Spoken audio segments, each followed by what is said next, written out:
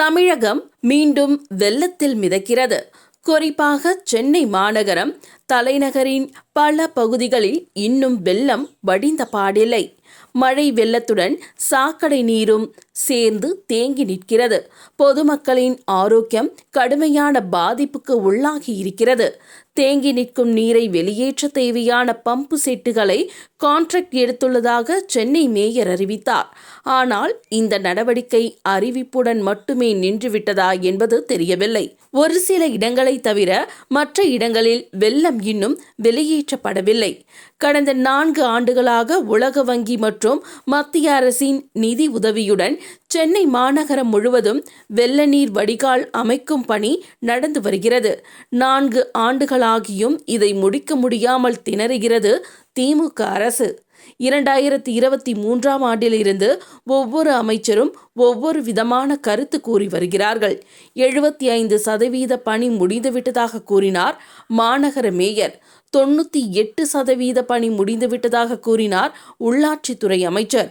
மற்றவர்கள் இன்னும் ஏதேதோ சதவீதங்களை கூறினார்கள்.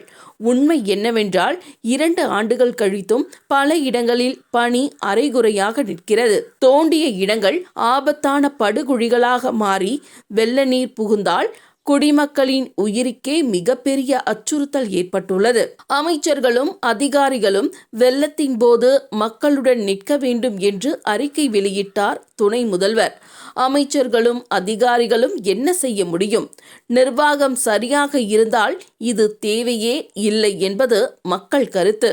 கொதித்து போயிருந்த மக்களை சமாதானப்படுத்தும் நோக்கத்துடன் துணை முதல்வர் உதயநிதி சென்னையில் சில இடங்களில் நிவாரணப் பணிகளை நேரடியாக பார்வையிட்டார்.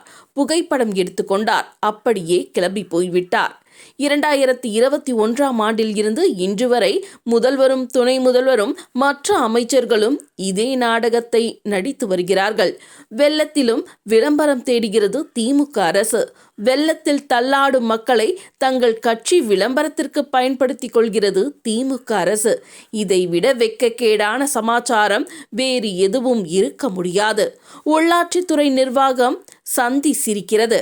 வடநாட்டு ஊடகங்கள் அனைத்தும் தமிழகத்தின் அவல நிலையை உலகிற்கு எடுத்து காட்டுகின்றன. திமுக ஆட்சியில் தமிழகத்திற்கு தலைக்குனிவு ஏற்பட்டுள்ளது. வளர்ந்த மாநிலம், முன்னோடி மாநிலம், திராவிட மாடல் என்றெல்லாம் திமுகவினர் பெருமைப்பட்டு கொள்வதில் சற்றும் நியாயமில்லை. அரசும் கட்சியும் பெருமைப்படுவதை நிறுத்திவிட்டு செயலில் இறங்க வேண்டும். தீபாவளி பண்டிகை சமயத்தில் குடியிருப்புகளிலும் வீடுகளிலும் வெள்ளம் புகுந்ததால் பண்டிகையை எப்படி மகிழ்ச்சியாக கொண்டாட முடியும்? ஆனால் விஐபிக்கள் இருக்கும் பகுதிகளில் ஏதாவது ஒரு சிறிய பிரச்சனை என்றாலும் உடனே ஓடி சென்று சரி செய்கிறது மாநில நிர்வாகம். செல்வந்தர்களுக்கு ஒரு அணுகுமுறை, பாமரனுக்கு ஒரு அணுகுமுறை. இதுதான் சமூக நீதியா? இவ்வளவு திறமையான அதிகாரிகள் இருந்தும் வெள்ளத்தில் இருந்து மக்களை காப்பாற்றுவது எப்படி என்று புரியாமல் விழித்து நிற்கிறது திமுக அரசு. அமைச்சர்களுக்கே பொறுப்பில்லை என்றால் அதிகாரிகளுக்கு கடமை உணர்வு எப்படி வரும்? இப்போது வரை வெள்ள அபாயத்திற்கு திமுக அரசால் நிரந்தர தீர்வு காண முடியவில்லை. அரசு எடுத்து வரும் நடவடிக்கைகள் எல்லாமே தற்காலிக நடவடிக்கைகள்தான். மக்களின் வரிப்பணம் கோடி கோடியாக செலவு செய்யப்படுகிறது. ஆனால் இதனால் மக்களுக்கு எந்த விதத்திலும் தீர்வு கிடைக்கவில்லை என்பதுதான் உண்மை.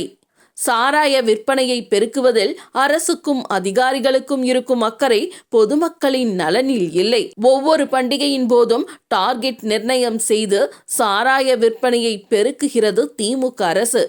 இதில் காட்டும் ஆர்வத்தில் 10ல் 1 பங்கை வெள்ளத்தில் தத்தளிக்கும் மக்களுக்கு நிரந்தர தீர்வளிக்க அரசு காட்டியிருந்தால் எத்தனையோ முன்னேற்றம் ஏற்பட்டிருக்கும். ஆனால் மக்கள் நலனை பற்றி திமுகவுக்கு எந்த அக்கறையும் இல்லை. தீபாவளி பண்டிகையின் போது பெரு வெள்ளத்தில் மக்கள் சிக்கி தவித்து கொண்டிருந்த போது சாராய கடைகள் மூலம் 700 கோடி ரூபாய்க்கும் அதிகமான வருமானத்தை எண்ணி எண்ணி மகிழ்ந்து கொண்டிருந்தது திமுக அரசு. மக்கள் நலம் முக்கியமில்லை, உயிர்கள் முக்கியமில்லை. சாராய பணம்தான் திமுக அரசுக்கு முக்கியம். திமுக அரசின் அக்கறையை இனியும் மக்கள்தான் புரிந்து கொள்ள வேண்டும். 2026 மே மாதம் நடக்கவிருக்கும் சட்டசபை தேர்தலில் திமுகவுக்கு பாடம் புகட்ட வேண்டும். இனியும் திமுக ஆட்சி தொடர்வதை மக்கள் சகித்துக் கொள்ள மாட்டார்கள் என சமூக ஆர்வலர்கள் கருத்து தெரிவித்து வருகின்றனர்.